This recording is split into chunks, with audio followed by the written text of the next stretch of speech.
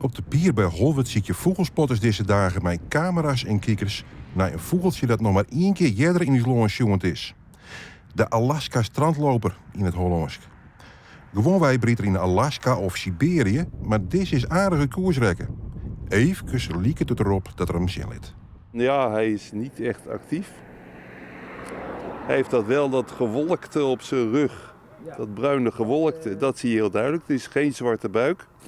Dus het is geen bontje. Of hij moet heel vroeg zijn kleur verloren zijn. Dat weet ik niet. Maar het is er net. Deze mensen komen beteten van heel Vierfut om dit vogeltje te zien.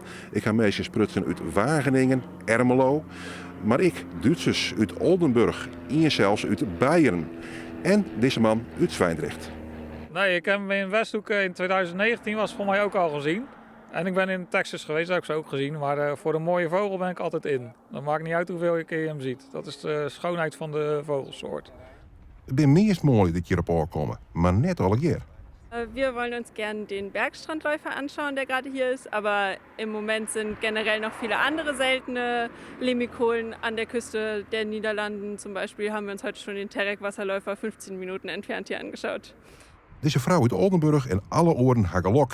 Letter is een beetje haar verscheidene vogelspotters de exoot uit Alaska jongen.